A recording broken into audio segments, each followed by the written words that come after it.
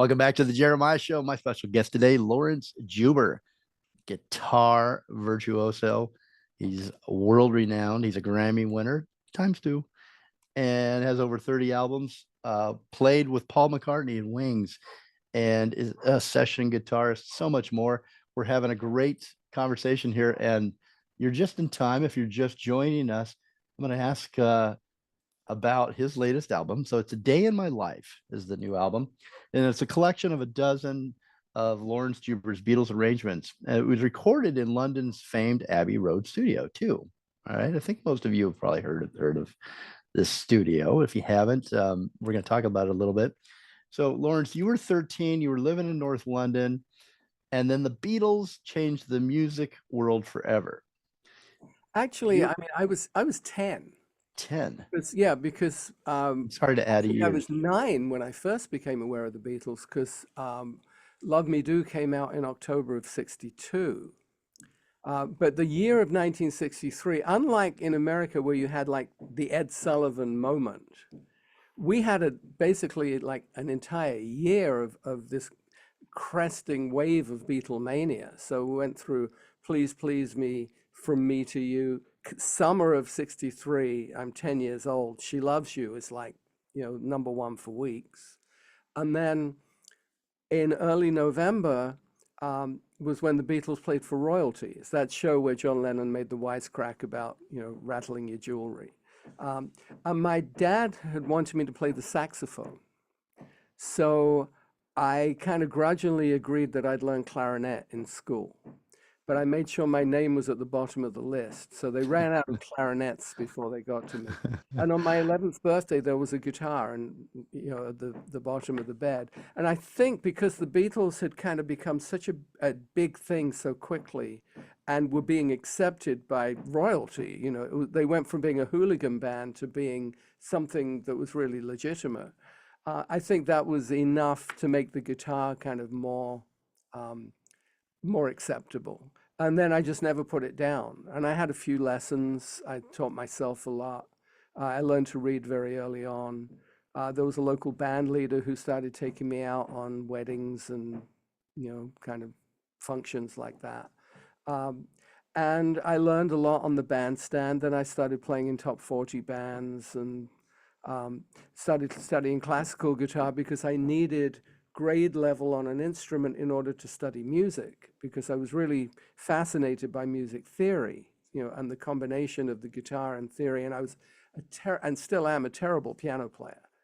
I understand where everything is and how it all works, but I have no technique on the piano because I've always applied myself to the guitar. Interesting. And so I went through my teenage years, just doing whatever I could, getting whatever kind of musical experience I could, and then played with the National Youth Jazz Orchestra, which was really a farm team for the studio world. And that was when I graduated from London University with a degree in music, that was the kind of the springboard into doing studio work, which kept me busy, very busy for about 3 years. And then I got asked to join Wings. So so I had the time a little bit, but from 9 to 13 to 15, this was nine. It really hit you like it. Well, it was the beginning of it. It was 11 Yeah. when I got the guitar, but I was fascinated by music, and I had a cousin who played me like Elvis records, and and I was starting to listen to pop music on the radio, and it was just I became fascinated by the way that it was all put together, and as soon as I understood what was going on, I would start listening to what the bass was doing or what the drums were doing, and just the how it all worked together. And that's when the obsession began. Yeah. Okay, so let's jump ahead now. So you mentioned in the first segment that you were invited to a party there recently that you recorded this album. You said some time. Is this studio Abbey Road Studio 2? I don't imagine that many people can get in there and do what you did. No, Is that they true, or don't do can tours there. they don't do tours? And to record something there, you've really got to know or Well, be established. you can certainly hire the studio. Oh, you can. Yeah, oh yeah. I mean, but you wouldn't do it unless you knew what you were doing. Yep, Uh, right. Yeah. um, I'm not going to go in there and just take but a you know, ukulele or something. the first time I worked there would have been probably 1976 when I played on a session that I didn't know at the time, but turned out to be for the Alan Parsons Project's Tales of Mystery and Imagination album. I didn't Mhm. find that out until about 25 years later when I read it in a magazine. Wow. Yeah, and they were interviewing Alan Parsons, and he said, "Well, yeah, we had Lawrence Schubert play guitar." We did. I didn't know. It was I all was that. there. Those sessions were secret sessions. That- Um, but I had worked there a number of times, and I was working there the day that I got the phone call to go audition for Wings. So, I've always had kind of a connection with that. And of course, when I was in Wings, we worked there too. But I hadn't been back to that studio in over 40 years. Okay, so that's my question for you right there is, go starting when 9 to 13, 9 was when you heard the Beatles, and that's when you really fell in love with the guitar. Now you're actually, you decide this is my life. I'm going to be a session player. Was that the life path that you saw for yourself? It was a career path that I saw, yeah, because it made Okay. sense to what my skill set was in terms of my versatility, my ability to read music, my passion for the instrument. And so I just set my sights on that, and that's where I got to, um, and then got plucked out of it, Right. because And to make the comparison, to think the Beatles sort of inspired this career path and the love for the guitar, the obsession. And then you're playing with Paul McCartney and Wings. You're recording at Abbey recording studio number 2. Uh, yeah, and then you said you haven't been there for 40 years, and then you go back to make the new album, right? The new album, A Day in My Life. right. Okay, so despite all your success, all your fame, you accomplished exactly what you set out to do in life, it sounds like. When you're in Abbey Road Studio number 2 again after 40 years, Mhm. and you're recording these Beatles songs at the request of your wife, and the place that had pretty much actually inspired your career in a certain way Mhm. and your entire life path, did you feel the ghosts of the Beatles, or the famous recordings when you're in the studio or the rooms? Did like when you go back to high school and everything's smaller and everything, but you get chills because you remember Well, how you felt at that I, time, awkward or whatever it was? I mean, that studio has a certain magic to it. There's just something How about, I so? mean, I've been in a lot of great studios, and there are certain studios that just have an energy in the room that is, there's something intangible, you're really aware of it. Um, and that room hasn't changed. I mean, the control room has changed, but the studio itself really hasn't changed since the Beatles recorded there. And in fact, I'm playing into microphones that were used on Beatle records. So all the mojo is there, Yeah, and it's the because smells and the textures music and is so iconic that to be playing that music in that studio and really trying um, to kind of imbue the performance with the spirit of all that um, is a kind of a magical thing to do. so did the spirit of not only your youth and taking you back to that desire, that dream before it was reality as a kid, did the did that magic, did it transfer into, do you think, the recordings on this new album, A Day in My Life?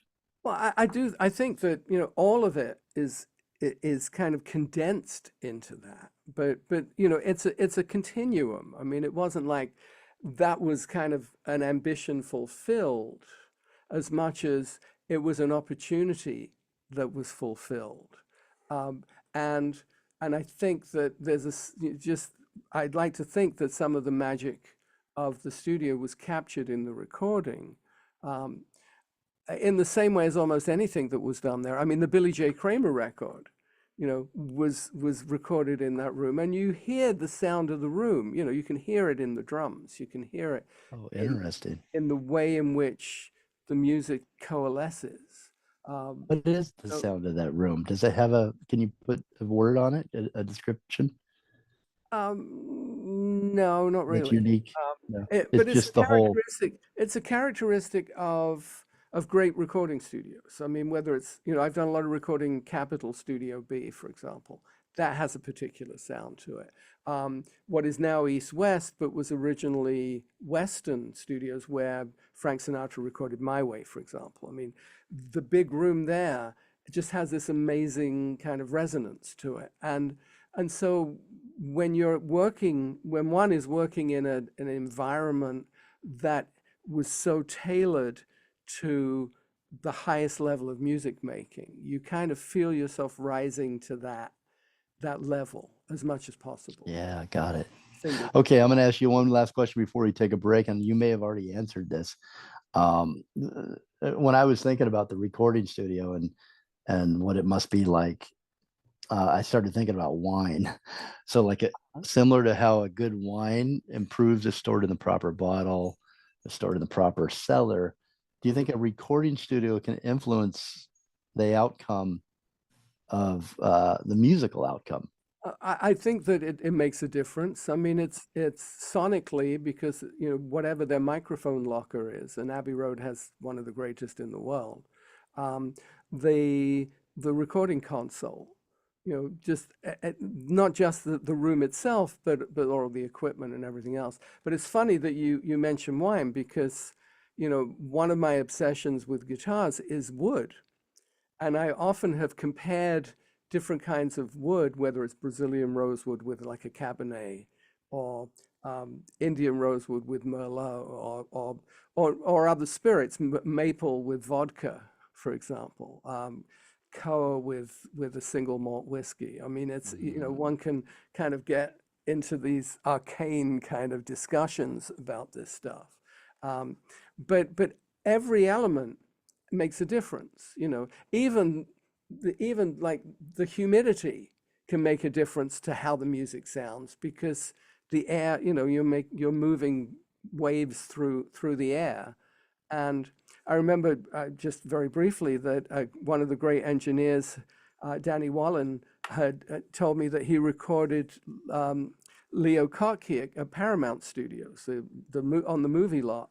And the first day they got the perfect guitar sound, and on the second day nothing had changed, and it was much harder to get the sound because the weather had changed.